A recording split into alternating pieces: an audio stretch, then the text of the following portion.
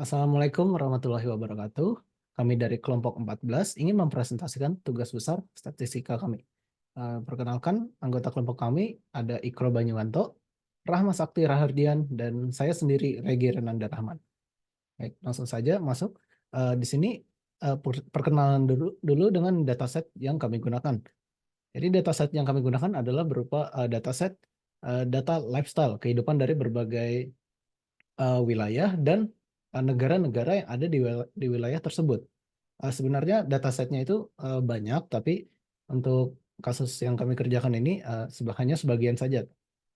Nah, dalam dataset itu ada skor kebahagiaan atau nanti kita sebut sebagai happiness score, dan selain itu ada skor standar error, ekonomi, hubungan keluarga, kesehatan, kebebasan, kepercayaan dan kepercayaan terhadap pemerintah.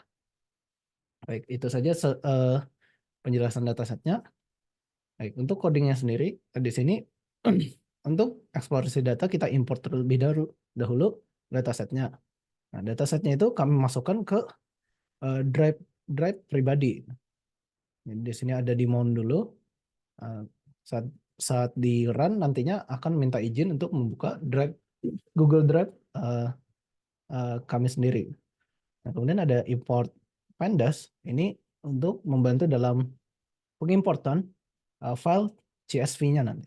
Sehingga akan diimport file CSV itu ke dalam program ini. Nah, hasilnya begini, semua ini merupakan sebuah tabel dari data lifestyle tadi. Seperti saya sebutkan, ada happiness score dan atribut lainnya. Serta ada country dan region. Region ini tadi berupa wilayah tadi, dan country ini negara dalam wilayah tersebut. Bisa dilihat di sini ada Western Europe, dan Western Europe juga ada Switzerland dan Iceland. Nah, kemudian kita akan regurgite nilai-nilai yang diperlukan untuk eksplorasi data seperti mean, median, kuartil, dan variansi, dan lain sebagainya. Nah, di sini ditemukan deskripsi regional. Oh, bentar.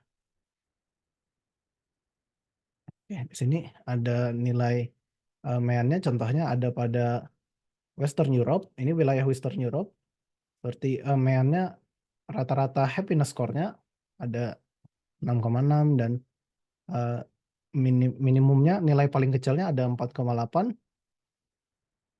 Di sini ada 25% itu kuartil 1, 50% kuartil 2, 75% kuartil 3. Max ini nilai maksimal yang ada pada Western Europe. Dan ada variansi, ada rata-rata variansi, nilai median, dan ada nilai modus. Jadi dari programnya itu menghasilkan nilai-nilai tersebut untuk setiap wilayah. Nah, yang ini happiness score-nya dan ada atribut-atribut lain. Nah, jadi dengan program tadi dihasilkan nilai-nilai yang diperlukan untuk eksplorasi data nantinya. Baik, masuk ke visualisasi data dengan adanya file tabel kita, CSV kita, dan ada udah diketahui juga tadi mean, median, dan lain-lain. Oke, untuk visualisasi data yang kami gunakan ada 4 nantinya. Ada box plot, histogram, heat map, dan lain sebagainya. Baik, untuk visualisasi data harus diimport dulu library-nya, yaitu Matplotlib, Seaborn, dan NumPy. Ini digunakan untuk membuat visualisasinya. Oke, masuk ke box plot. Nah, dengan menjalankan kodenya, maka akan dihasilkan box plot untuk setiap wilayah dan setiap atributnya. Misalnya di sini atribut happiness score, dan ini hasilnya adalah tiap wilayahnya, bukan negara tapi wilayah. Seperti dilihat di sini ada Western Europe. Nah, Western Europe memiliki nilai-nilai happiness score yang dimana membentuk box plot seperti ini, yang dimana ini bisa dilihat kalau whiskernya condong ke bawah gitu. Yang bawah lebih panjang, sehingga artinya dia itu mengarah ke negatif.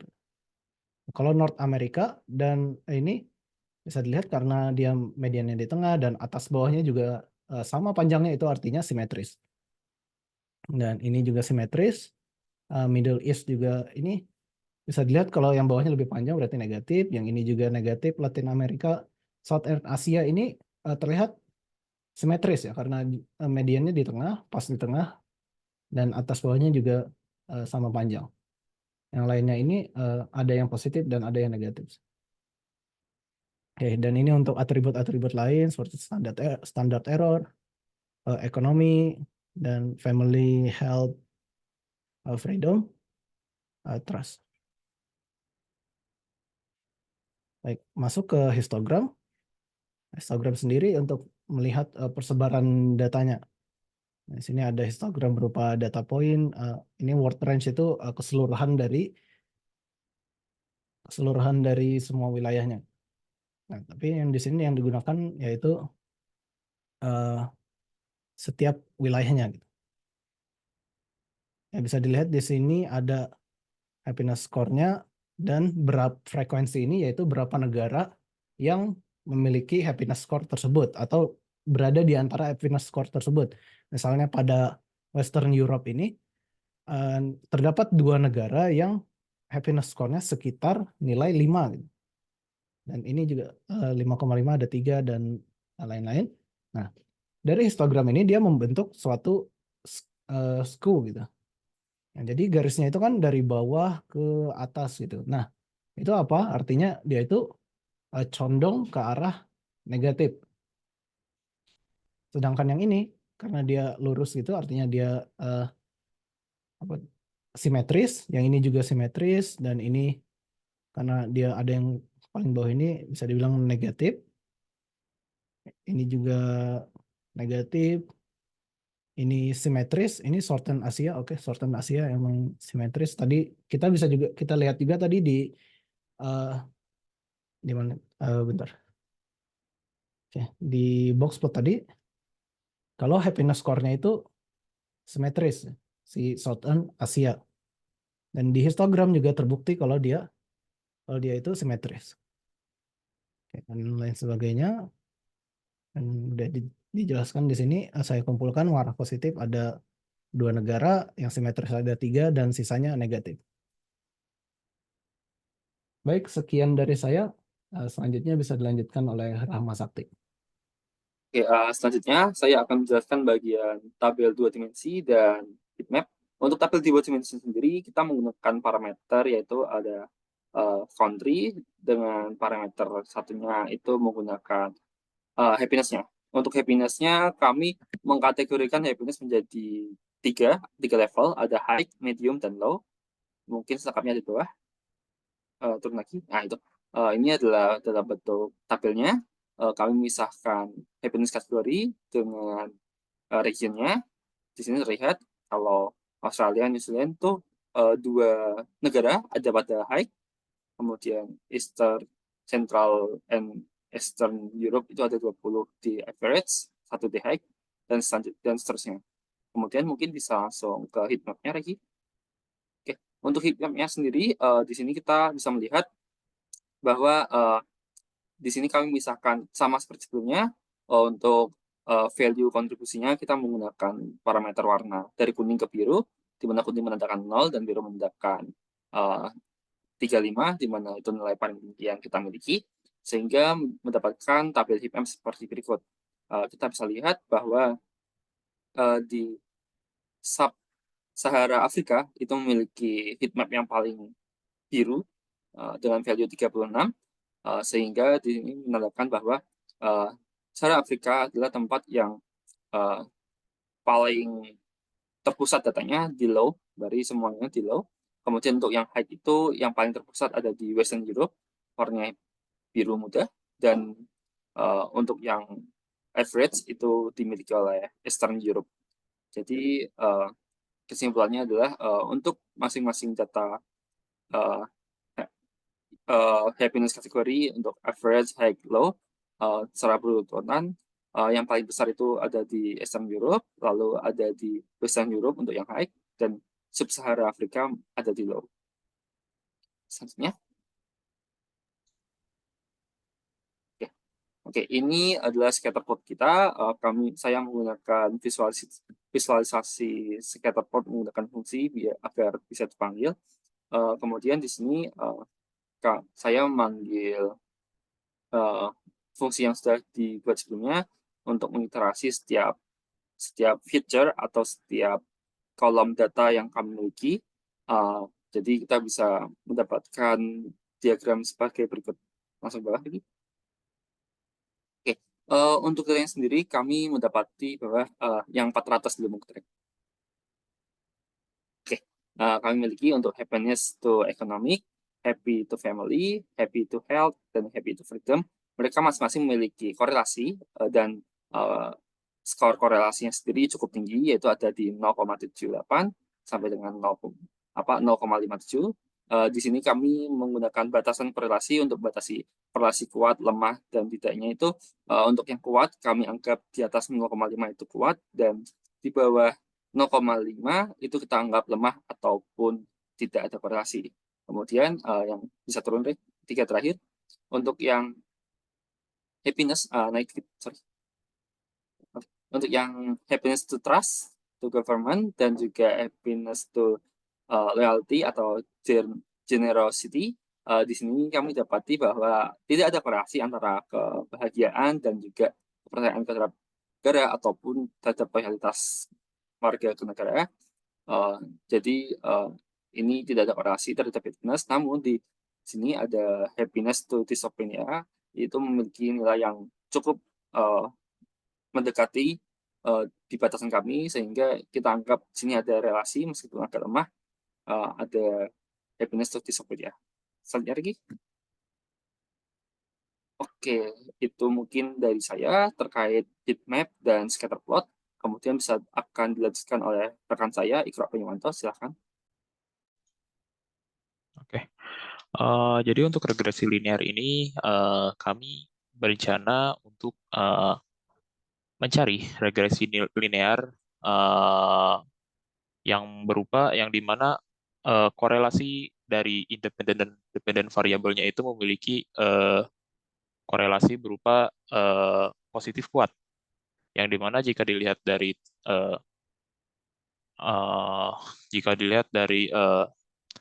korelasi yang sebelumnya itu korelasi atribut lain dengan atribut independen dengan atribut dependen yang berupa happiness score-nya itu yang memiliki korelasi di atas 0,50 itu adalah atribut ekonomi, lalu juga family, health, free, dan juga freedom. Hanya itu saja. Jadi yang kami kalkulasikan di bagian regresi linear itu hanyalah keempat atribut tadi saja. Lalu juga dan koefisien dari atribut ekonomi ini sebesar 2,2. Lalu juga yang selanjutnya, koefisien untuk family ini adalah sebesar 3,1. Lalu lanjut lagi, koefisien untuk yang bagian health ini sebesar 3,3.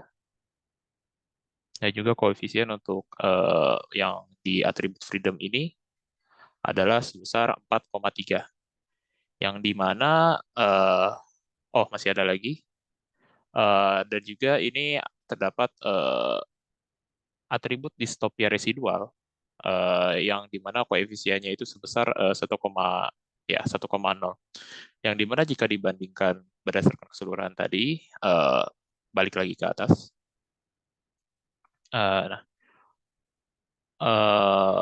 Koefisien atribut yang memiliki dampak yang paling signifikan terhadap pemberian nilai independen variabelnya, yaitu happiness score, adalah atribut yang memiliki koefisien 4, berapa tadi, coba scroll ke bawah. Yaitu adalah atribut freedom. Jadi atribut dependent variable freedom ini dia memiliki memiliki dampak yang sangat signifikan terhadap independent variabelnya, yaitu happiness score-nya. Gitu. Lanjut lagi. Lanjut ke bagian uji hipotesis. Nah, di uji hipotesis ini kami melakukan uji hipotesis terkait perbedaan rata-rata happiness score dari dua wilayah. Nah, jadi untuk uji hipotesisnya ini, kami mengambil dua wilayah, yaitu Southeastern Asia dan juga Central and Eastern Europe. Mengapa? Karena berdasarkan distribusi data yang didapat dari box plotnya itu, kedua region tersebut memiliki distribusi data yang memang tidak terlalu signifikan rata-ratanya. Dan juga jadi rata-ratanya hanyalah berbanding 0,1 saja. Ya. Dan juga di sini berdasarkan step-stepnya sendiri, untuk melakukan uji hipotesis kita pertama mengecek dulu berapa banyak jumlah setiap benua yang ada, dan juga setelah itu kita mengecek juga negara-negara dalam benua itu. Itu digunakan hanya untuk ya melakukan samplingnya saja gitu. Jadi ya ngambil samplingnya aja, lalu coba scroll ke bawah lagi.